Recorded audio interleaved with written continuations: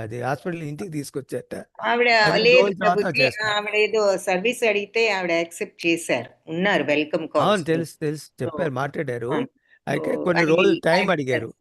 వాళ్ళ మామగారిది అయిన తర్వాత అన్ని హెల్ప్ చేస్తాను, కంప్యూటర్ వర్క్ కూడా చేస్తున్నారు.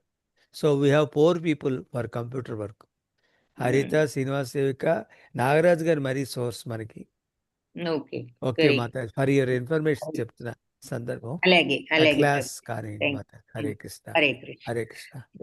ఆ, ఇంకెవరికైనా క్వశ్చన్ ఉంటే తర్వాత మాట్లాడదాం, క్లాస్ కావనండి. ఓకేనా? హరే కృష్ణ. ఓకే మాతాజీ. అందరూ ఓకే హరే మాతాజీ హరే కృష్ణ చెప్పిన తర్వాత మనం చెప్పాలి కూడా. అందరూ అన్మ్యూట్ చేసుకుని చెప్పండి, ఓకేనా? జరా హరే కృష్ణ. హరే కృష్ణ. ఓం అజ్ఞానతిమిరాంధస్య జ్ఞానాంజనశలాకయ చక్షురున్మిళితం येन తస్మై శ్రీగురవే నమః. నమో ఓం విష్ణుపదాయ కృష్ణప్రేష్ఠాయ భూతలే శ్రీమతే భక్తి వేదాంత స్వామిన్ ఇతి నామినే.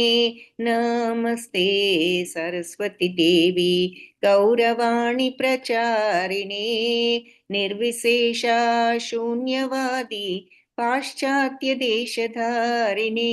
हे कृष्ण करुणा सिंधो दीनबंधो जगत्पते गोपेश गोपिका कांता राधा कांता नमोस्तुते. तप्त कांचन गौरांगी राधे वृंदावनेश्वरी वृषभानुसुते देवी प्रणमामि हरिप्रिये. जय श्री कृष्ण चैतन्य प्रभु नित्यानंद श्री अद्वैता गदाधर श्रीवासादि गौर भक्त वृंद. हरे कृष्ण कृष्ण कृष्ण हरे हरे, हरे राम राम राम हरे हरे. हरे कृष्णा हरे हरे हरे कृष्णा कृष्ण हरे कृष्ण हरे राम हरे राम हरे राम राम राम हरे हरे. हरे हरे.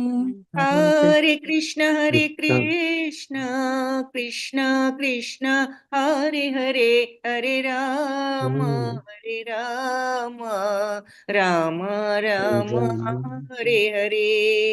हरे कृष्ण हरे हरे कृष्ण कृष्ण कृष्ण कृष्ण कृष्ण कृष्ण हरे हरे हरे, हरे हरे हरे राम राम हरे राम राम राम राम राम हरे हरे. हरे राम हरे राम राम राम हरे हरे. సో హరే కృష్ణ. సో భగవంతుడు మరి అర్జునుడు కర్మ సన్యసించడం కంటే భక్తి సేవ బెటర్ అంటున్నావు, మరి నన్ను ఇటువంటి యుద్ధంలో ఎందుకు నియోగించాలనుకుంటున్నావు అంటూ ప్రారంభించాడు ప్రశ్నతో ఈ అధ్యాయాన్ని. సో మరి భగవత్ సేవలో ఉపయోగపడే వస్తువును మనం అన్ని సో అని చెప్పినప్పుడు అని అడిగినప్పుడు భగవంతుడు ఏం సమాధానం ఇచ్చారు? మరి రెండు కూడా మంచిదే. ఏది కర్మతో కర్మ త్యాగం చేసిన, భక్తితో కర్మ చేసిన రెండు కూడా నీకు ముక్తిని ఇస్తాయి. అయితే మరి ఈ రెండు మార్గాల్లో నువ్వు ఏదైనా సరే సంపూర్ణంగా కరెక్ట్గా నువ్వు చేసినట్లయితే రెండు కూడా ఫలితాన్ని ఇస్తాయి. కానీ పని చేయకుండా ఉండడం కంటే పని చేయడమే మంచిది అని చెప్పి భగవంతుడు చివరికి చెప్పారు. ఈ సాంఖ్యం ద్వారా చేసిన కర్మతో పనిచేసి ఆ రకంగా మనం సంపూర్ణంగా ఆ కర్మయోగాన్ని ఆచరించిన రెండు కూడా ఒకటే మార్గానికి తీసుకువెళ్తాయి అని ఎవరైతే తెలుసుకోగలుగుతారో వాళ్ళ నిజమైన దృష్టి అంటే ఏ మార్గంలో వెళ్ళినా మనం కరెక్ట్ అయిన సాధనలో ఉంటే ఈ స్థితికి రాగలమని తెలుసుకున్నవాడు ఎవరు వస్తారో ఎవరు తెలుసుకుంటారు ఈ విషయం? ఆ స్థితికి వచ్చిన వాడికి అర్థమవుతుంది ఈ విషయం. ఓహో మనం ఈ స్థితికి వచ్చాం, ఇది ఎలా ఉన్నా ఈ మెంటాలిటీతో ఈ సాధనతో మనం ఏ మార్గంలో ఉన్నా కూడా మనం ఆ స్థితికి రాగలము అని దృష్టి అలా యథార్థ స్థితి తెలిసిన వాడికి ఉంటుంది. సో ఇక్కడ భగవంతుడు అందుకని భక్తి అంటే సేవలో నియుక్తం కాకుండా కర్మలను త్యజించి, అంటే భక్తి భావం లేకుండా, అంటే ఇక్కడ భక్తి అంటే ఈ శుద్ధతత్వం లేకుండా, రాగద్వేషాలు వదిలిపెట్టకుండా పనులు వదిలేసి మేము సన్యాసులు అయిపోయామంటే కుదరదు. అది ఎవరు కూడా ఆ రకంగా వాళ్ళు ఈ ఈ స్థితికి రాలేరు. సుఖం లేరు అంటే, సుఖం అంటే మన భౌతిక సుఖాలు కాదు, ఏది లగ్జరీస్ ఇవన్నీ కారుల్లోనూ మరి ఏసీ రూమ్స్లో ఉంటాం, ఆ సుఖం కాదు. ఈ సచ్చిత్తానంద తత్వం ఏది ఉన్నా ఏది లేకపోయినా చెక్కు చెదరని ఆనందం. అది రావాలి అంటే ముందు అందరూ కూడా ఈ స్వార్థాన్ని, రాగద్వేషాల్ని, కోరికల్ని అరికట్టుకోవాలి అని చెప్పి చూసాం. అదేది లేనివాడు మరి ఎప్పుడు నిత్య సంతృప్తే వాళ్ళు. కాబట్టి అసలు ఆ ఫీలింగ్ లేకుండా, ఆ వైరాగ్యం అనేది లేకుండా నేను సన్యాసం తీసుకున్నానని అన్నీ వదిలేసి కూర్చుంటే దానివల్ల ఉపయోగం లేదు అంటున్నారనమాట. సో దానికంటే పనులు చేస్తూనే ఇలా రియాక్షన్స్ లేకుండా, ప్రతిఫలం మీద విపరీతమైన ఆసక్తి, తపన లేకుండా ఉంటే వాళ్ళే పరబ్రహ్మాన్ని శీఘ్రంగా పొందుతారు ఇలాంటి సన్యాసుల కన్నా అని చెప్పి భగవంతుడు చెప్పారు. అలా భక్తితో ఆ రకమైన భావంతో కర్మ చేసేవాడు విశుద్ధాత్ముడు, ఇంద్రియాల్ని, మనస్సుని జయించినవాడు. కాబట్టి అతను అందరికీ ప్రియుడవుతాడు. అందరి పట్ల కూడా అతను ప్రేమను చూపించగలవాడు అవుతాడు. సో అలాంటి వాడు పనులు చేస్తున్నా అతనికి ఏ బంధాలు కూడా రావు, ఏర్పడవు అని చెప్తూ, మరి ఇట్లా అంటే అతను ఎలా ఉంటాడంటే ఏ ఎఫెక్ట్ లేకుండా, ప్రతిఫలం మీద ఒకటే తపన, కావాలని ఆ తపనలు లేకుండా, ఇలా రియాక్ట్ అవ్వకుండా తన బాధ్యతను తను చేసుకుంటూ పోతున్నాడు. కాబట్టి అతను చూసిన ఆ స్థితిలో వాళ్ళు పరిపూర్ణతను పొందిన తర్వాత వాళ్ళు ఎలా ఉంటారట, చూస్తున్నా, వింటున్నా, ముట్టుకుంటున్నా, వాసన చూస్తున్నా, భోంచేస్తున్నా, వాళ్ళు నిద్రించినా, కదులుతున్నా, శ్వాస పీల్చినా, ఏది చేస్తున్నా కూడా వాళ్ళు ఏది చేయని స్థితికి వెళ్తారా. ఎప్పుడు ఆ పర్ఫెక్షన్ స్టేజ్ వచ్చిన తర్వాత వాళ్ళ ఇంద్రియాలన్నీ ఇలా పనులు ఏదో చూస్తూ ఉంటాయి, వింటూ ఉంటారు, వాసనలు తగలొచ్చు, కానీ వాళ్ళు దేనికి కూడా ఎఫెక్ట్ అవ్వని స్టేజ్కి వస్తారు. వాళ్ళు మాట్లాడుతున్నా, విసర్జిస్తున్నా, తీసుకుంటున్నా, కళ్ళు తెరిచినా, మూసినా, ఏం చేసినా సరే ఇంద్రియాలు వాటి పని అవి చేసుకుంటున్నాయి. వాళ్ళు దేనివల్ల ఎఫెక్ట్ కావాలి. దీనికి ఏ ఎగ్జాంపుల్ చెప్పుకున్నాం మనం? ఎవరైనా చెప్పగలరా? ఈ స్థితిని ఇలా ఎలా ఉంటారు, చూస్తుంటే చూడనట్లు, వింటుంటే విన్నట్లు ఎలా ఉండగలుగుతారు అని మనకి డౌట్ వస్తుంది, రావచ్చు. మనం ఉదాహరణగా ఏం చెప్పుకున్నాం, మనకి ఈజీగా అర్థమయ్యే ఉదాహరణ ఒకటి చెప్పాను. ఎవరైనా గుర్తుంటే చెప్పగలరా ఉదాహరణ ఏమిటి అన్నది? హరే కృష్ణ మాతాజీ. చెప్పండి మాతాజీ. హరే కృష్ణ. మనం టీవీ ఇంట్రెస్ట్ గా చూస్తున్నప్పుడు ఎవరేం చెప్తున్నా కూడా మనకి అర్థం కాదండి. తట్టి లేపితే ఏం చెప్పావో అని అడుగుతాం మాతాజీ. అది ఉదాహరణ చెప్పుకున్నాం Mataji. Correct, very good Mataji, ధన్యవాదాలు. కరెక్ట్ గా చెప్పారు. సో అలా మనం దృష్టి మరి ఎందుకు వినిపించలేదు, మన దృష్టి టీవీ మీద ఉన్నది కాబట్టి.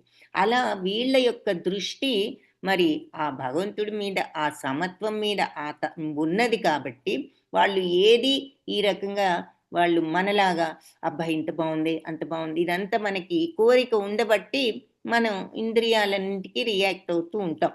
వాళ్ళు ఏమిటంటే రియాక్షన్ లేని తత్వాన్ని ప్రాక్టీస్ చేస్తూ వచ్చారు కాబట్టి ఇక చివరికి వాళ్ళు ఏ స్థితికి వెళ్తారంటే ఇంత పర్ఫెక్షన్స్, వాళ్ళు ఏదైనా వాళ్ళని ఎఫెక్ట్ కానీకుండానే ఉంటుందన్నమాట. దేని ఎఫెక్ట్ వాళ్ళకు ఉండదు. వాళ్ళు చూస్తున్నా, వింటున్నా, ఏదైనా అలానే వాళ్ళు ఏది లేకుండా అలా మాట్లాడుకుని వాళ్ళ పని వాళ్ళు చేసుకుంటారు. వాళ్ళకి అన్నీ అర్థమవుతాయి, కానీ వాళ్ళ మనస్సు ఏమీ కూడా ప్రలోభాలకి గురిగా నిశ్చలంగానే ఉంటుంది. వాళ్ళు దేనికి ఎఫెక్ట్ కారు. సో అందుకని ఆ రకంగా ఉంటూ వాళ్ళు కళ్ళు తెరిచినా, మూసినా, గ్రహిస్తున్నా, మాట్లాడుతున్నా, వాళ్ళు ఏం చేస్తున్నా వాళ్ళ ఇంద్రియాలు చేస్తున్నాయి, కానీ వాళ్ళు ఇంద్రియాల నుంచి దూరంగానే ఉంటారు. సో అంటే వాళ్ళు మనసు, బుద్ధి ఎఫెక్ట్ కావడం లేదు. అవి వాటి పనులు అవి చేసుకుపోతున్నాయి, కానీ వాళ్ళు ఏమీ వాటి వల్ల వచ్చే ప్రభావాలు, ప్రలోభాలు వాళ్ళ మైండ్ మీద లేవు. మైండ్ నిశ్చలంగా ఉన్నది, బుద్ధి కూడా నిశ్చలంగానే ఉంది. సో అది ఇక్కడ ఇంద్రియాలు పనిచేస్తున్నాయి, కానీ ఆ ఇంద్రియాలను వాళ్ళు ఆ రకంగా నిగ్రహించారు కాబట్టి అలా వాళ్ళ స్థితిని ఇక్కడ భగవంతుడు వర్ణించారు. ఇంకా ఏమన్నారు, ఒక తామరాకు నీరు పడ్డా ఎలా అయితే తడవదో, వీళ్ళు ఇలాంటి వాళ్ళు మరి వాళ్ళు ఏ పనులు చేస్తున్నా కూడా వాళ్ళకి ఏ కర్మ బంధాలు అంటవు. ఎందుకంటే వాళ్ళు చేస్తున్నా కూడా వాళ్ళ మైండ్ నిశ్చలంగానే ఉన్నది. వాళ్ళ ఇంద్రియాలు చేసుకుపోతున్నాయేమో రొటీన్‌గా తెరవడం, మూయడం, మాట్లాడటం, వినడం ఏదో. కానీ వాళ్ళ మైండ్ దేనికి ఎఫెక్ట్ కావడం లేదు కాబట్టి వాళ్ళకి కూడా ఏ బంధాలు ఏర్పడవు. అలాగే కాబట్టి వీళ్ళు అందుకని యోగులంతా కూడా ఈ అటాచ్‌మెంట్ అనేది వదులుకోవడం. ఎప్పుడొస్తుంది ఈ నిశ్చలత్వం అంటే అటాచ్‌మెంట్. అటాచ్‌మెంట్ అంటే రాగద్వేషాలు. ఇప్పుడు కొన్నిటి మీద రాగం, కొన్నిటి మీద ద్వేషం, ఇష్టం, అయిష్టం ఉంటూ ఉంటాయి. ఇవన్నీ వదిలిపెట్టి మన మైండ్‌ని శుద్ధి చేసుకున్నప్పుడు క్లీన్‌గా ఈ ఈ అన్నెసెసరీ థాట్స్ కొంతమంది మీద స్వార్థ ఇష్టం, కొంతమంది మీద ద్వేషం ఇవన్నీ లేకుండా ఆత్మశుద్ధి అయినప్పుడు ఈ ఆత్మశుద్ధత్వం కోసం మనం ఆత్మ ఎలాగో శుద్ధంగానే ఉంటుంది. ఇక్కడ ఆత్మ అంటే మనసు, బుద్ధి. సో, వాటిని కొన్నిసార్లు ఆత్మ అనటం జరుగుతుంది. వాటి ప్రయోజనం కోసం మాత్రమే మనం ఆ శుద్ధి చేసుకోవడం కోసమే ఈ దేహాన్ని, మనస్సుని, బుద్ధిని మనం ఉపయోగించి ఇంద్రియాలతోనూ మనం పనిచేస్తాము అంటున్నారనమాట. సో, ఈ యోగులు ఈ అటాచ్‌మెంట్ వదిలిపెట్టి మనస్సుని ఈ రకంగా శుద్ధి చేసుకోవడం కోసం మరి దేహంతో, మనస్సుతో, బుద్ధితో, ఇంద్రియాలతో పనిచేస్తారు. అంటే వాళ్ళు పని చేయాలంటే మరి ఇవన్నీ కావాలిగా. చేతులు, కాళ్ళు ఉండాలి. మైండ్ కొంచెం పెట్టాలి. ఎలా చేయాలా పని అన్నది ఇంద్రియాలను ఉపయోగించాలి. కళ్ళు చూడాలి, చెవులు వినాలి. ఇవన్నీ నోటితో ఏదైనా మాట చెప్పాల్సుంటే చెప్పాలి. కానీ వాళ్ళు సంగత్వాన్ని వదిలిపెట్టారు. రాగద్వేషాలు లేకుండా ఇది మన బాధ్యత అనుకుంటూ రొటీన్‌గా అలా చేసుకుపోతున్నారనమాట. సో, అలా వాళ్ళు కర్మను చేస్తారు. ఇలా ఎలా ఉంటారు అని మనకి డౌట్ వస్తుంది కాబట్టి ఇక్కడ క్లియర్‌గా చెప్తున్నారు. వాళ్ళు సంగత్వాన్ని వదిలిపెట్టి ఆత్మను శుద్ధి చేసుకోవడానికి అంటే ఆత్మతత్వాన్ని తెలుసుకోవడానికి వాళ్ళిలా మనసుతో, శరీరంతో, బుద్ధితో, ఇంద్రియాలతో కర్మ చేస్తారు. కానీ వాళ్ళు ఈ ప్రయోజనం కోసమే చేస్తారు. ఏది? శుద్ధత్వాన్ని, ఆత్మతత్వాన్ని తెలుసుకోవడం కోసం వాళ్ళు వాళ్ళు ఈ ప్రయోజనం కోసం సంగత్వాన్ని వదిలి చేస్తారు. దేనితో చేసినా, మనసుతో చేసినా, బుద్ధితో చేసినా, శరీరంతో చేసినా, ఇంద్రియాలతో చేసినా వాళ్ళు సంగత్వాన్ని వదిలి చేస్తారు. ఎందుకు సంగత్వాన్ని వదులుతున్నారంటే ఆత్మతత్వాన్ని, ఆత్మలో ఉన్న ఆనందాన్ని తెలుసుకోవడం కోసము. సో, ఇలా స్థిర భక్తి ఉన్నవాడు ఫలాలన్నీ నాకు అర్పించడం వల్ల నిర్మలమైన శాంతిని పొందుతాడు. భగవద్భావం లేనివాడు మరి కర్మఫలాల పట్ల ఆసక్తి ఉన్నవాడైన మనిషి బద్ధుడవుతాడు అని చెప్పి చెప్తున్నారు. తర్వాత ఈ దేహంలో ఉన్న జీవులంతా కూడా మరి వాళ్ళ యొక్క స్వభావాన్ని కంట్రోల్ చేసుకుని కర్మలన్నిటినీ కూడా వదిలిపెట్టినప్పుడు కర్మ చేయకుండానే వాళ్ళు కర్మకు కారణం కాకుండా ఈ నవద్వారపురిలు ఈ రకంగా ఎవరైనా కర్మ చేసినప్పుడు ఈ దేహంలో వాళ్ళు సుఖంగా ఉంటారు. నవద్వారపురి అన్నారు. ఎందుకన్నారు? నిన్న చెప్పుకున్నాం. ఎవరైనా చెప్పగలరా? దేహాన్ని నవద్వారపురి అని ఎందుకన్నాము? మరి 9 ద్వారాలంటాం. 2 కళ్ళు, 2 ముక్కు రంధ్రాలు, మరి నోరు 5 ప్లస్ 2 చెవులు 7, జననాంగాలు 2 9. ఆ తర్వాత ఈ రకంగా పనిచేసినప్పుడు, కర్మ చేసినప్పుడు ఈ నవద్వారపురిలో అందరూ కూడా ఆనందంగా, తృప్తిగా ఉంటారు అని చెప్తున్నారు. సో, ఆనందం, తృప్తి అంటే మళ్ళీ మనం ఈ భౌతిక ఆనందాలు అనుకోకూడదు. ఎలాంటి ఆనందం అంటే ఎలాంటి స్థితి ఉన్నా కూడా తృప్తి నశించనటువంటి ఎప్పుడూ తృప్తిగా ఉండగలిగే ఆనందం అన్నమాట. ఆ తర్వాత మరి ఇటువంటి దేహం అనే పురంలో అధిపతి అయిన ఈ దేహి కర్మల్ని సృష్టించడం గాని, కర్మల్ని ప్రేరేపించడం గాని, కర్మఫలాలు సృష్టించడం గాని చెయ్యడు. అంటే ఆత్మ ఏ కర్మను సృష్టించుకోదు, చెయ్యమని అడగదు, కోరిక లేదు. కర్మ ఫలితాలను కూడా ఆత్మ సృష్టించుకోదు. ఇదంతా ఎవరు చేస్తున్నారు అంటే త్రిగుణాలే చేయిస్తున్నాయి అని మళ్ళీ మనకి విషయం చెప్తున్నారు.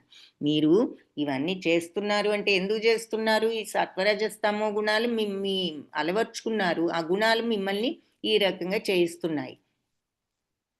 కాబట్టి అని చెప్పి భగవంతుడు కూడా ఎవరి పాపపుణ్యాల్ని ఆయన తీసుకోడు. అయినా కూడా జీవులు మరి వాళ్ళ జ్ఞానాన్ని ఆవహించి ఇలా జీవులంతా మోహాన్ని చెందుతూ ఉంటారు. సో, ఇది భగవంతుడు జయించడంలా మీ ఆత్మ జయించడం లేదు. మీ యొక్క త్రిగుణాలే మీరు అలవర్చుకున్న ఈ స్వభావమే మిమ్మల్ని ఇలా చేయిస్తోంది.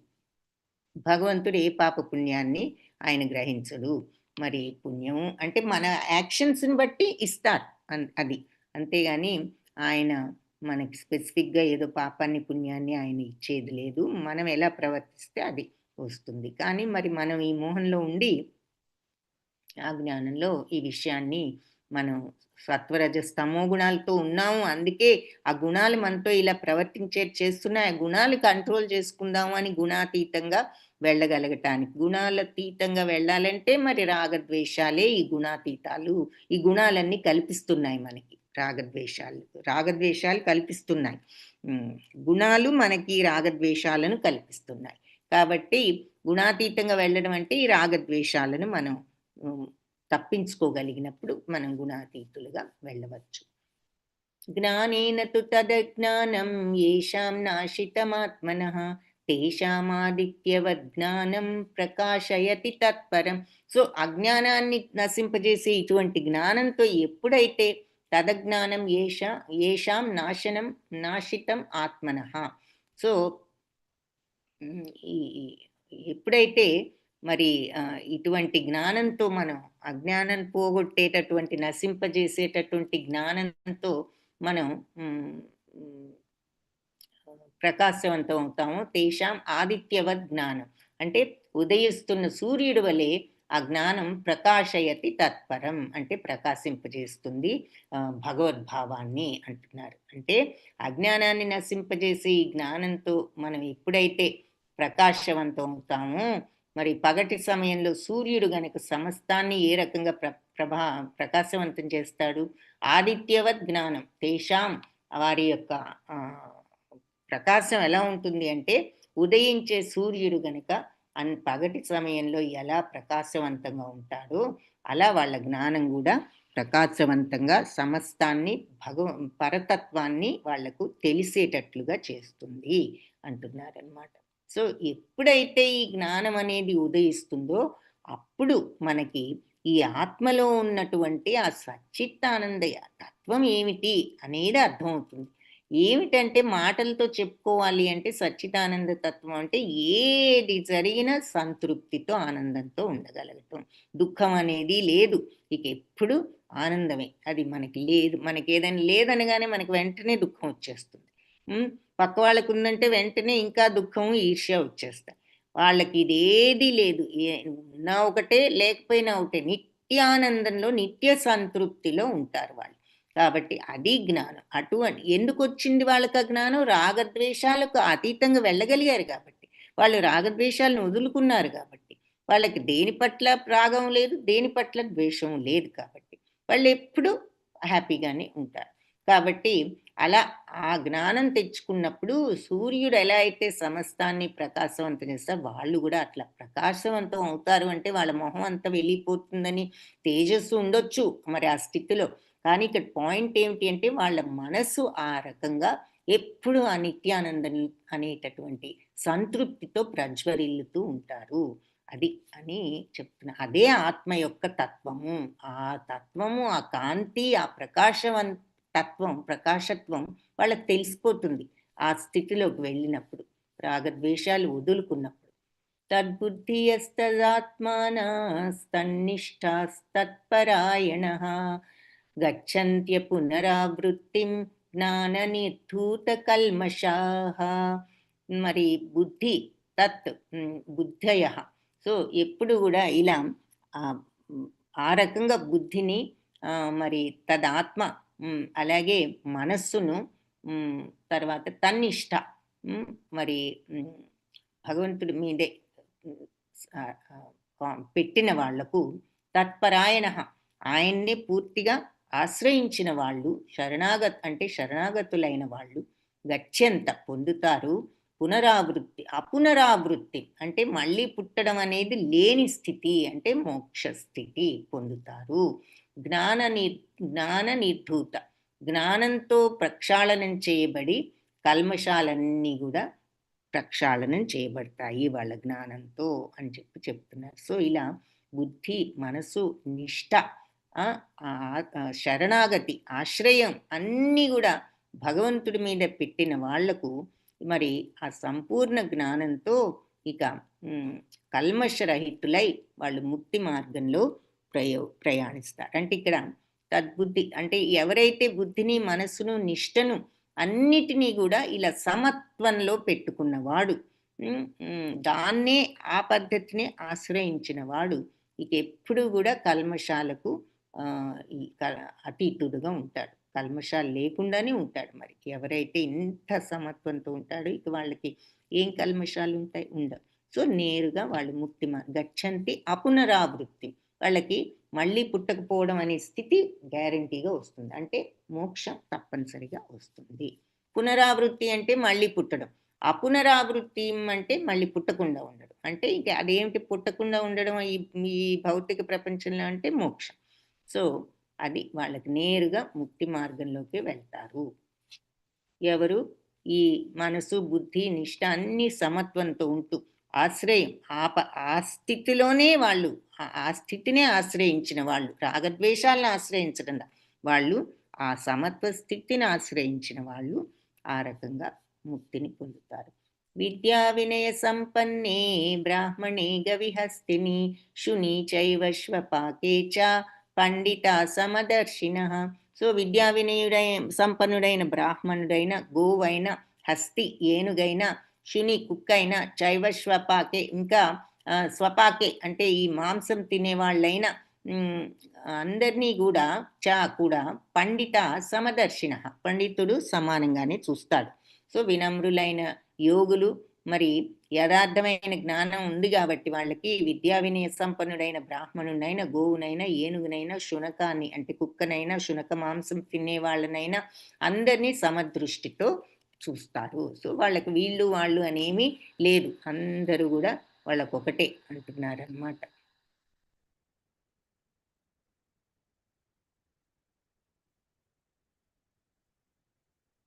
ఇది వాళ్ళు మరి ఈ విద్యా వినయ సంపన్నుడైన బ్రాహ్మణుడైనా, మరి గోవైనా, కుక్కైనా, మరి కుక్క మాంసం తినేవాళ్ళైనా, ఈ పండితుడికి అందరూ కూడా ఒకటే అని చెప్తున్నారు. ఎందుకు? అందరిలో ఉన్నది ఎవరు అంటే పరమాత్మ. కాబట్టి వాళ్ళందరినీ కూడా అదే విధంగా చూస్తారు. ఇహైవ తైర్చితః సర్గో యేషాం సామ్యే స్థితం మనః నిర్దోషం హి సమం బ్రహ్మ తస్మాత్ బ్రహ్మణి తే స్థితాః. సో ఎవరి యొక్క సామ్యే సమత్వంలో మరి స్థితం, ఎవరైతే సమత్వంలో ఇలా ఉన్నారో వాళ్ళ మనస్సు దోషరహితమైనది అని చెప్తున్నారు. మన నిర్దోషం హి సమం బ్రహ్మ. అలాగే నిశ్చయంగా ఈ సమదృష్టి బ్రహ్మం వలె ఉంటుంది. తస్మాత్ కాబట్టి బ్రహ్మణి తే స్థిత, వాళ్ళు బ్రహ్మస్థితిలోనే ఉంటారు. అంటే ఇంకా క్లియర్గా చూడాలి అంటే సమత్వంలో ఉన్న వాళ్ళు, ఈ రకమైన సమత్వంతో మనస్సుని కంట్రోల్ చేసుకోగలిగిన వాళ్ళు ఇక మరి జనన మరణ స్థితిని వాళ్ళు జయించినట్లే. ఎందుకంటే సమం బ్రహ్మ అంటున్నారు కదా, అంటే ఆ బ్రహ్మత్వంలో ఉంటారు. సో అదేమిటి అంటే మోక్షానికి అర్హత ఉన్న స్థితి.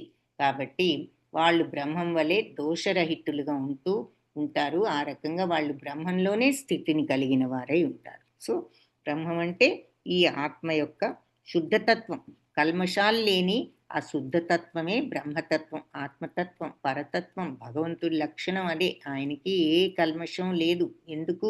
గుణాలకు అతీతుడు కాబట్టి. అలాంటి తత్వం మరిలో వీళ్ళు కూడా వెళ్ళిపోతారు. ఎందుకంటే వాళ్ళకి కల్మషాలు, రాగద్వేషాలు లేవు కాబట్టి. సో వాళ్ళు ఎప్పుడు ఆ బ్రహ్మస్థితిలో ఉన్న వాళ్ళే అవుతారు, దోషరహితులు అవుతారు, జనన మరణ స్థితిని జయించిన వాళ్ళు అవుతారు. న ప్రహృష్యేత్ ప్రియం ప్రాప్య నోద్విజేత్ ప్రాప్య చ ప్రియం స్థిరబుద్ధిర్ అసమ్మూఢో బ్రహ్మవిద్ బ్రహ్మణి స్థితః.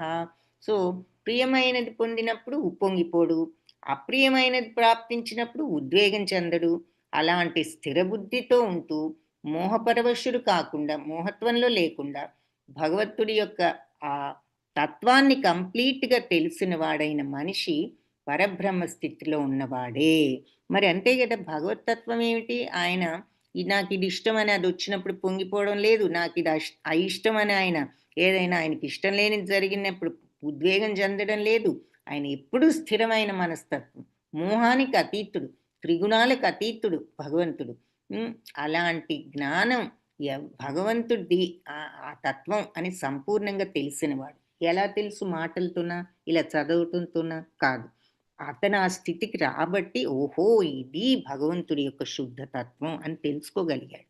కాబట్టి అటువంటి మనిషి మరి భగవంతుడు శుద్ధతత్వానికి వచ్చాడు అంటే మరి అది సామాన్యమా?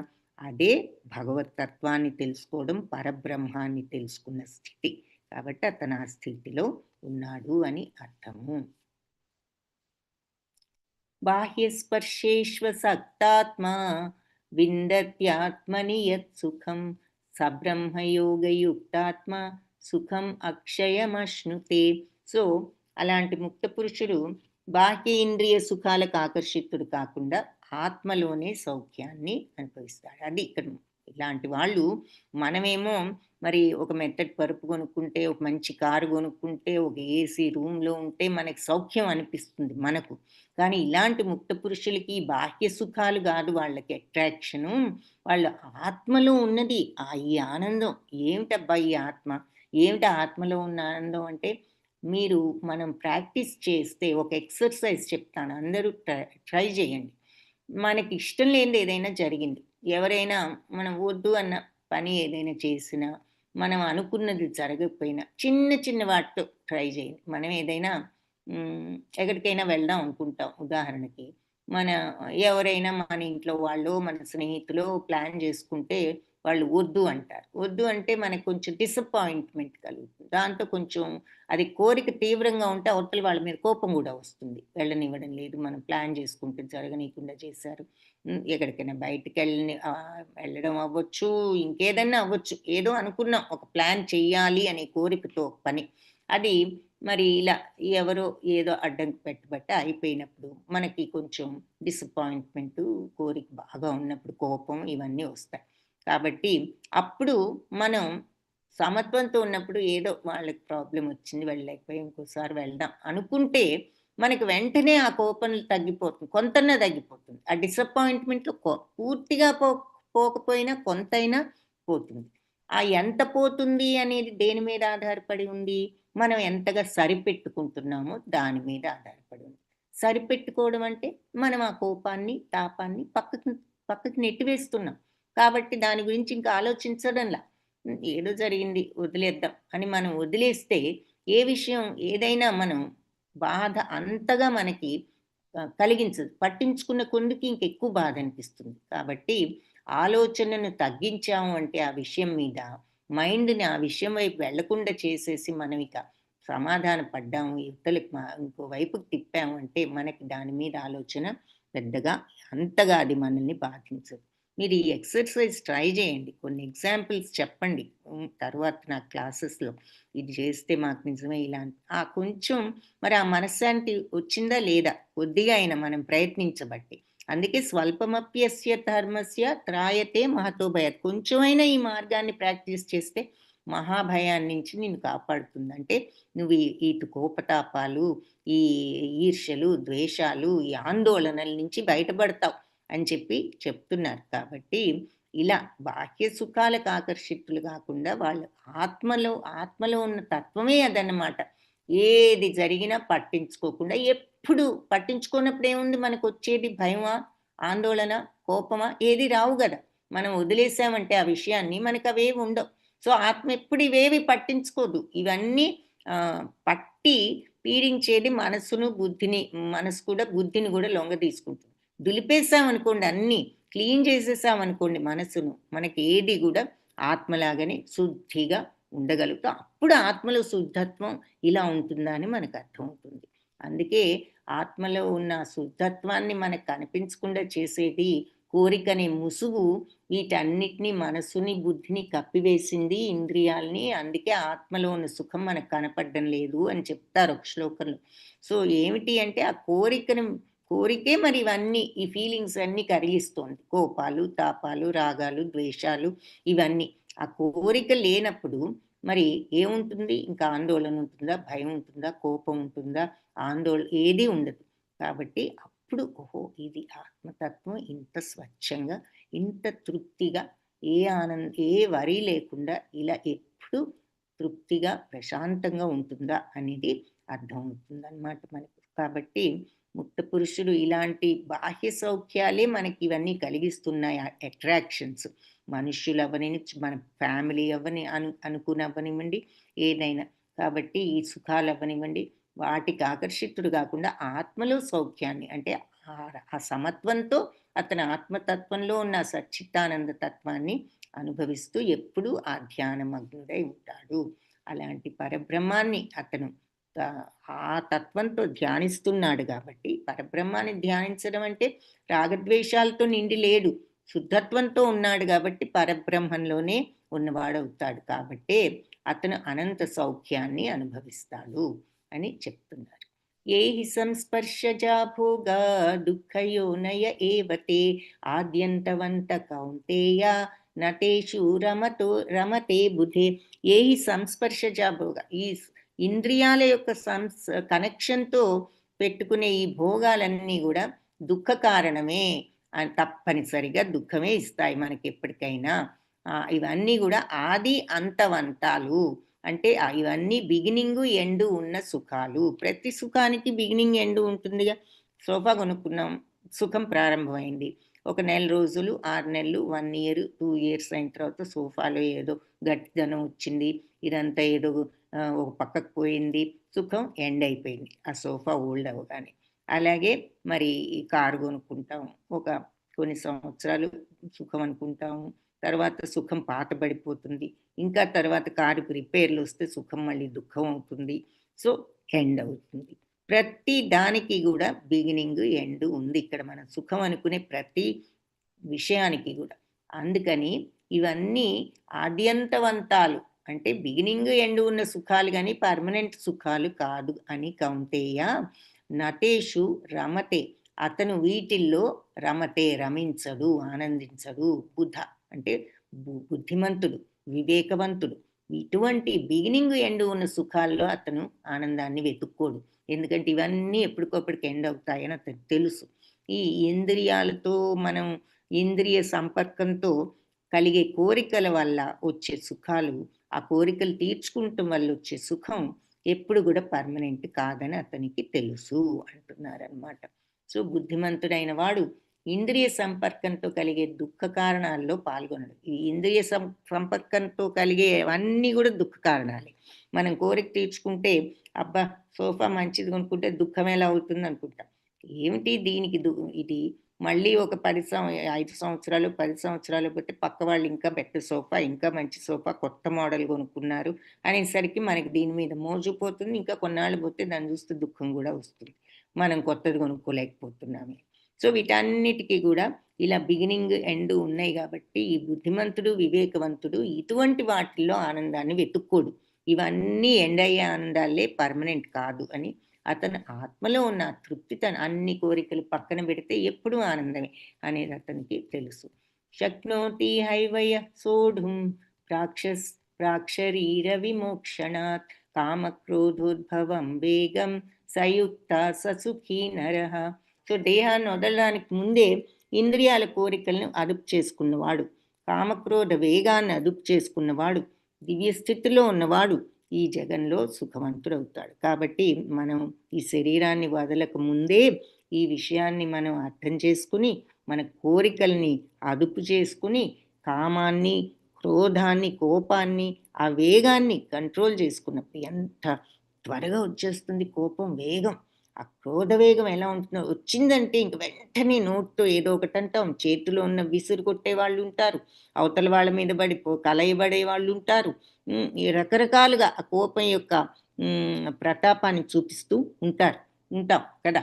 సో మరి ఇదంతా ఎందుకు వచ్చింది? ఏదో కోరిక, మనం అనుకున్నది జరగకపోయేసరికి కదా కోపం అనేది వస్తుంది ఎప్పుడైనా. సో అది కూడా ఒక కోరిక ఉండబట్టి, ఆ కోరిక తీవ్రతను బట్టి కోపం తీవ్రత ఉంటుంది, అంతే కదా. సో ఈ కామక్రోధ వేగాల్ని అణుచుకున్నవాడు, కోరికల్ని ఇంద్రియాల ఇచ్చేటటువంటి ఆ కోరికల్ని కంట్రోల్ చేసుకున్నవాడు, దివ్య స్థితిలో ఉన్నవాడు, అతను ఈ ప్రపంచంలో సుఖపడతాడు. ఎంత క్లియర్గా చెప్తున్నారు, ఎన్ని శ్లోకాల్లో. కోరికలు అదుపు చేసుకోండి, కోరికలు అదుపు చేసుకోండి, కోరికలు అదుపు చేసుకోండి. ఈ కోరికలు అనేవి మనల్ని తినేస్తూ ఉంటాయి. అవి నరకానికి కూడా ద్వారాలు. కామక్రోధ తథాలోభ అని చెప్తారు కదా. తస్మాత్ ఏతత్రయం త్యజేత్ అని ఒక చోట క్లియర్గా చెప్తారు. కాబట్టి ఈ కామక్రోధ లోభాన్ని వదిలిపెట్టండి. అవి నరక ద్వాలు. త్రిగుణాలు కూడా నరకస్యేదం జ్ఞానం నాశనం ఆత్మనః. ఈ మూడు కూడా నాశనం చేసేస్తాయి జ్ఞానాన్ని. తస్మాత్ ఏతత్రయం, ఈ మూడింటిని త్యజేత్, వదిలిపెట్టాలి అని చెప్పి చెప్తారు. కాబట్టి ఈ కామక్రోధాలను అణుచుకున్నవాడు, కామం అంటే ఇదే డిజైర్, కోరికలు, తద్వారా వచ్చిన క్రోధం. ఈ కామక్రోధాలను ఎవరైతే అణుచుకోగలుగుతారో వాళ్ళు దివ్య స్థితిలో ఉంటారు. సింపుల్, ఇంకొకటే మాట, కోరికలు తగ్గించుకోండి, కామాన్ని క్రోధాన్ని తగ్గించుకోండి. అంటే రాగాన్ని ద్వేషాన్ని. కోరికేమో రాగం, కావాలి అని, మనుషుల మీద అయినా అవ్వచ్చు, వస్తువుల మీద అయినా అవ్వచ్చు. ద్వేషం ఎప్పుడు వస్తుంది? కొంతమంది మనుషుల మీద, కొన్ని వస్తువుల మీద, అది మనకి, లేదంటే కొన్ని సంఘటనలు, మనకి ఇష్టం లేని విషయాలు. సో ఇవన్నీ ఎవరైతే, అన్నిటికీ కారణం కోరికే. కాబట్టి కోరికను, కోపాన్ని తగ్గించుకున్నవాడు దివ్య స్థితిలో ఉండి ఈ జగత్తులోనే సుఖపడతాడు. యోంతస్సు. ఇంకా ఈ కోరికలు తగ్గించుకుని ముక్తి రావచ్చు. ముక్తి కూడా అక్కర్లే, అసలు ముందు ఇక్కడే మనకు సుఖంగా అనిపిస్తుంది. ఈ కోరికల్ని ఎప్పుడైతే తగ్గించుకుంటామో, క్రోధం ఎప్పుడైతే తగ్గించుకుంటామో. యోంతస్సుఖోంతరారాం అంతరారామ తథాంతర్జ్యోతిరేవయః సయోగి బ్రహ్మ నిర్వాణం బ్రహ్మభూతోధిగచ్చతి. సో ఎవరైతే అంతరంగంలోనే అంతఃసుఖం, అంటే అంతరంగంలోనే సుఖం కలిగిన వాడు, అంత ఆరామ అంటే అంతరంగంలోనే రమించేవాడు, ఆనందించేవాడు. అంతరంగం అంటే ఇక్కడ ఆత్మ. అంటే ఆత్మ అంటే ఈ కోరిక, మనస్సు, బుద్ధి క్లీన్గా ఉన్నప్పుడు ఈ అసలైనటువంటి మనలో ఉన్న నిజమైన ఆనందం ఆత్మలో ఉంది. అందుకే అందరికీ ఆనందతత్వం ఉంది. కాబట్టే మనందరికీ ఆనందం అంటే ఇష్టం. కానీ ఈ ఆనందం ఈ భౌతిక ప్రపంచంలో వెతుక్కుంటున్నాం తెలియక, మనలోనే ఉన్నదన్న విషయాన్ని మర్చిపోయి ఈ ఆనందం కోసం వెతుక్కుంటున్నాం. లోపల ఉంది, బయట లేదు. బయటవేవి కూడా పర్మనెంట్ ఆనందం ఇవ్వవు. మనలో ఉన్న ఆత్మే ఆ తత్వాన్ని, ఆత్మలో ఆనందం అంటే ఏమిటంటే మళ్ళీ ఇదే. ఈ బయట ప్రపంచంలో ఉన్న అట్రాక్షన్స్ వదిలి మనం ఎప్పుడైతే వీటికి అతీతంగా వెళ్ళగలుగుతాము, మరి రాగద్వేషాలు ఇవన్నీ బాహ్య ప్రపంచ శక్తి వల్ల వచ్చిన గుణాలే. వీటన్నిటినీ మనం తుడిచిపెట్టి ఈ కల్మషాలన్నిటినీ మనం తొలగించగలిగినప్పుడు లోపల ఉన్న శుద్ధమైన ఆనందం, ఆ తత్వం, ఆ తృప్తి మనం తెలుసుకోగలుగుతాం అన్నమాట. అందుకని అంతఃసుఖం. అలాగే అంత ఆరామ అంటే అంతరంగంలోనే రమించడం, ఆనందించడం.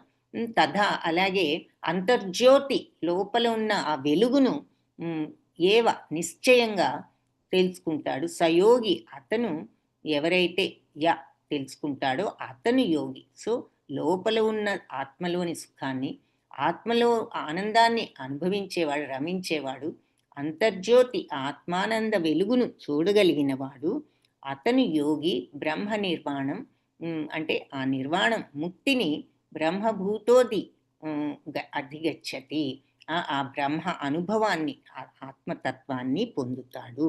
సో ఎవరైతే లోపల ఉన్న ఆత్మలో ఉన్న సుఖాన్ని తెలుసుకుని ఆత్మలోనే ఆనందిస్తూ ఆత్మలో ఉన్న వెలుగును అతను తెలుసుకున్నవాడు, అతని యోగి. బ్రహ్మ నిర్వాణం, మోక్షాన్ని, బ్రహ్మస్థితిని కూడా పొందగలుగుతాడు.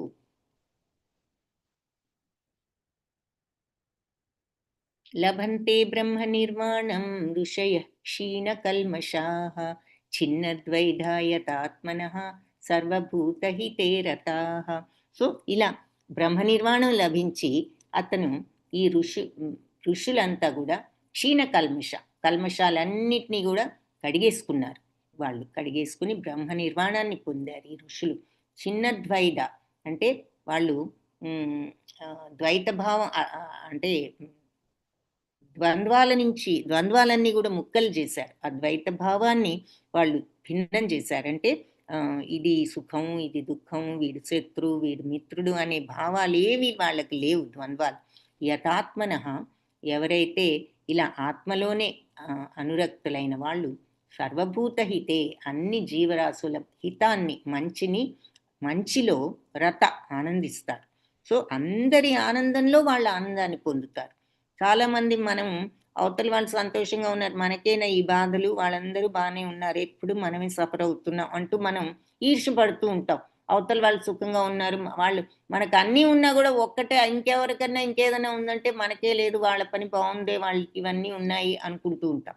వీళ్ళు అలా కాదు, అందరూ ఆనందిస్తే వీళ్ళు ఆనందంగా ఉంటారనమాట, వాళ్ళ సంగతి కాదు. సో అది సర్వభూత హితే రత. సో అందరి ఆనందంలో వాళ్ళు ఆనందిస్తారు. సో మనస్సులోనే వాళ్ళు ఈ రకంగా బ్రహ్మ నిర్వాణం పొందిన ఋషులు కల్మషాలన్నిటినీ కూడా నాశనం చేసుకోబట్టి, వాళ్ళు ద్వంద్వాలన్నిటికీ అతీతంగా అవ్వబట్టి అందరి మంచిలోనూ వాళ్ళు ఆనందిస్తూ ఈ రకమైన దివ్య స్థితిలో ఉంటారు. అలా వాళ్ళు ఎప్పుడు మరి బ్రహ్మ నిర్వాణ మోక్షాన్ని పొందుతారు. సో అలా స్వార్థరహితంగా, కోరిక రహితంగా, మరి రాగద్వేషరహితంగా అందరి ఆనందమై మన ఆనందం అనుకున్న వాళ్ళంతా కూడా మోక్షానికి అర్హులు. కామక్రోధ విముక్తానాం యతీనాం యతచేతసాం అభితో బ్రహ్మ నిర్వాణం వర్తతే విదితాత్మనాం. కామక్రోధాల నుంచి విముక్తులైన వాళ్ళు మరి ఇటువంటి యతులకు యతచేతసాం ఇలా సంపూర్ణమైనటువంటి నిగ్రహం ఉన్న వాళ్లకు అభితో బ్రహ్మ నిర్వాణం త్వరలోనే బ్రహ్మ నిర్వాణం వర్తతే వస్తుంది. విదితాత్మన ఇలా ఆత్మలో ఆనందాన్ని విదిత తెలుసుకున్న వాళ్ళు. సో ఇలా ఆత్మలో సచ్చిత్తానంద తత్వమైన ఆ తత్వాన్ని, ఆత్మతత్వాన్ని తెలుసుకున్న వాళ్ళు, కామక్రోధుల నుంచి విముక్తులైన వాళ్ళు అలా తెలుసుకోగలుగుతారు. ఎవరు తెలుసుకోగలుగుతారు ఆత్మనంటే? కామక్రోధాలే. మనకి మళ్ళీ మళ్ళీ చెప్తున్నారు. సో ఈ కామక్రోధాలు క్లియర్గా మనం ఇవన్నీ విని కూడా ఏదో పక్కన పెట్టేస్తూ ఉంటాం. కామక్రోధాల నుంచి విముక్తులైన ఈ యోగులు త్వరలోనే వాళ్లకు బ్రహ్మ నిర్మాణం వచ్చి భగవంతుణ్ణి, ఆత్మలో ఉన్న ఆనందాన్ని వాళ్ళు చవి చూడగలుగుతారు అని దీని అర్థం. కాబట్టి ఎలా చవి చూడగలుగుతారు అంటే కామక్రోధాల నుంచి విముక్తులయ్యారు కాబట్టి వాళ్ళకి బ్రహ్మ నిర్వాణం అంటే ఏదో అనుకోకర్లా. మోక్షం అంటే ఏదో అనుకోకర్లా. వాళ్ళు ఎప్పుడు ఆత్మలో ఉన్న శుద్ధతత్వం ఏమిటి అంటే కామక్రోధరహితంగా ఉండడమే. అందుకనే అలా ఎవరైతే కామక్రోధాలు లేకుండా ఉంటారో వాళ్ళు బ్రహ్మ నిర్వాణం పొందుతారు అని చెప్పారు. సో ఇది ఇక లాస్ట్లో స్పర్శాన్ కృత్వా బహిర్బాహ్యాన్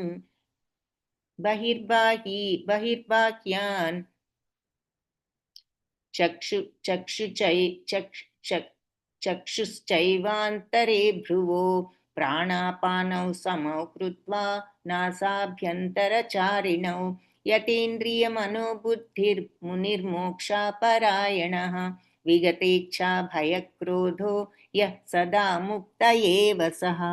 సో ఇక్కడ ఇప్పటి వరకు మనకి అంటే ఈ కర్మయోగం అంటే ఏమిటనేది క్లియర్గా 3rd, 4th చెప్పి 5th దాంట్లో అసలు ఈ కర్మయోగం ద్వారా ఒకవేళ మనం ఇలా పరిపూర్ణ స్థితికి వస్తే ఎలాంటి స్థితిలో ఉంటాం ఈ సమత్వంతో అనేది క్లియర్గా గత దాదాపు 7, 8, 10 శ్లోకాల్లో కూడా ఇదే చెప్పారు. కామక్రోధ విముక్తులైన వాళ్ళకి బ్రహ్మ నిర్వాణం, అలాగే మరి అంతరంగంలోనే మనస్సుండి మరి ద్వంద్వాలకు పరమైన వాళ్ళు, సందేహం లేకుండా ఈ రకమైన తత్వంలో ఉన్నవాళ్ళు, అందరి మంచికే పనిచేసే వాళ్ళు బ్రహ్మ నిర్వాణాన్ని, పాపాలన్నీ పోగొట్టుకుని బ్రహ్మ నిర్వాణం పొందుతారు. అలా రకరకాలుగా ఉత్సాహవంతులై అంతరంగంలోనే రమించేవాళ్ళు, అంతరంగ లక్ష్యంలోనే ఉన్నవాళ్ళు, మరి పూర్ణ యోగులు వాళ్ళు పరబ్రహ్మాన్ని పొందుతారు. ఇవన్నీ అవే, ఈ శ్లోకాలన్నీ మనకదే. కామక్రోధ వేగాన్ని అణచగలిగిన వాడు, దివ్య స్థితిలో ఉన్నవాడు ఈ జగంలోనే సుఖపడతాడు. అన్నీ ఇలా మనకి ప్రతి శ్లోకం గత ప్రీవియస్ శ్లోకాలు కొన్ని వరుసనే ఇదే చెప్పారు. ఆది అంతాలతో ఉన్న ఆది అంతాలు ఉన్న ఈ భౌతిక సుఖాలను వివేకవంతుడు కోరుకోడు.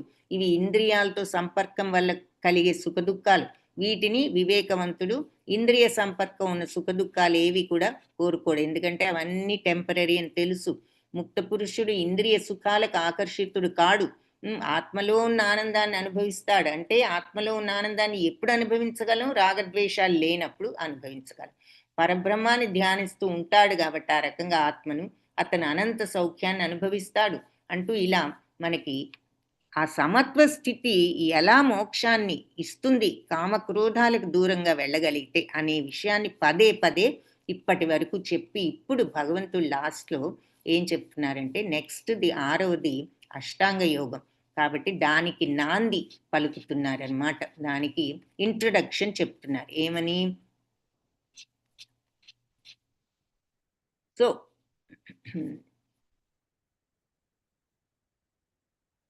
స్పర్శ బాహ్య ఇంద్రియాలన్నిటినీ కూడా త్యజించి దృష్టిని భ్రూ అంటే కనుబొమ్మలు రెండిటి మధ్యలో పెట్టి ప్రాణవాయువుని నాసిక యందే సమం చేసి, అంటే ఇక్కడ మన దృష్టి అంతా మన ఊపిరిని కూడా ఈ ముక్కు దగ్గర పెట్టి రెండు కనుబొమ్మల మధ్యలో, తద్వారా కొంతమంది యోగులు మనస్సును బుద్ధిని ఇంద్రియాలని ఈ రకంగా అదుపు చేస్తారు. వాళ్ళు అంటే దృష్టిని ఇలా పెట్టి పలానా కనుబొమ్మల మధ్యలో ముక్కు చివర పెట్టి వాళ్ళు మనసును బుద్ధిని ఇంద్రియాలని అదుపు చేస్తూ ఉంటారు. అలాంటి మోక్షవాంఛితులు అందరూ కూడా కోరిక భయం కోపల నుంచి ఆ రకంగా విముక్తులవుతారు ఇటువంటి యోగం ద్వారా. సో అలాంటి స్థితిలో ఎప్పుడు ఉండేవాడిని కూడా మరి ఎన్నికంగా తప్పనిసరిగా అతను ముక్తిని పొందుతాడు. అంటే వీళ్ళంతా యోగులు ఈ అష్టాంగ యోగంలో ఈ హఠయోగం అవి అంటారు కదా, ఈ రకంగా వాళ్ళు ఇంద్రియాల నుంచి బయటపడడానికి ప్రయత్నిస్తారు. కర్మయోగంలో పనులు చేస్తూనే ఏది జరిగినా ఇక మనం రియాక్ట్ అవ్వకుండా ఉండగలే సమత్వం తెచ్చుకుంటే ఆ స్టేజ్ తెచ్చుకోవచ్చు. కానీ ఇక్కడ వీళ్ళు యోగం ద్వారా అంటే ఎప్పుడు వాళ్ళ దృష్టిని ఇక్కడ ముక్కు మీద పెట్టి వాళ్ళు అదే స్థితిలో ఎప్పుడు ఉంటూ అట్లా వాళ్ళు క్రమంగా ఇంద్రియాలని వాటిని అరికట్టుకుంటారనమాట. ఇది అలాంటి అష్టాంగ యోగం హఠయోగంలో ఉంది కాబట్టి ఇక్కడ కొంచెం మనకి ఇంట్రొడక్షన్ ఇస్తున్నారు భగవంతుడు. భోక్తారం యజ్ఞ, వెరీ ఇంపార్టెంట్ శ్లోక. భోక్తారం యజ్ఞ తపసాం సర్వలోక మహేశ్వరం సుహృదం సర్వభూతానాం జ్ఞాత్వా మాం శాంతి మృచ్చతి. భోక్తారం యజ్ఞ తపస, యజ్ఞ తపస్సులన్నిటికీ నేను భోక్తనని, సర్వలోక మహేశ్వరుడనని, సుహృదం సర్వభూతానం అన్ని జీవరాశులకు మంచి కోరేవాడినని, జ్ఞాత్వా మాం నన్ను ఆ విధంగా తెలుసుకున్నవాడు శాంతి మృచ్చతి శాంతిని పొందుతాడు. సో నన్ను సర్వయజ్ఞాలకు తపస్సులకు చరమ భోక్తనని, అంటే అన్నీ నా భగవంతుడికే చెందుతాయి అని ఎవరైతే సంపూర్ణంగా శరణాగతులు అవుతారో వాళ్ళు అన్నీ మన కోసం అన్నట్లు కాకుండా పనులు ఇవన్నీ భగవంతుడికి అంటూ సమర్పిస్తూ సర్వం భగవంతుడిదే అనే భావంతో శరణాగతుడైన వాడు, అది సర్వయజ్ఞాలకు తపస్సులకు నేను చరమభోక్తనని తెలుసుకున్నవాడు అంటే అది మీనింగ్. సకల లోకాలకు మరి మహేశ్వరునని, సుహృదం అంటే శ్రేయోభిలాషిని, భగవంతుడు అందరికీ శ్రేయోభిలాషి, ఆయన అన్నీ అందరికీ సమంగా ఇచ్చారు. మన యొక్క తెలివిని బట్టి మనం ఉపయోగించుకొని మనం ఈ రకంగా జీవిస్తున్నాం. సర్వభూతాన సుహృద అన్ని జీవరాశుల యొక్క మంచినే కోరుతారు. జ్ఞాత్వామాం అని ఎవరైతే నన్ను ఈ విధంగా అర్థం చేసుకుంటారో వాళ్ళు శాంతిని పొందుతారు. సో శాంతి మంత్రం అని కూడా దీన్ని అంటూ ఉంటారన్నమాట. సో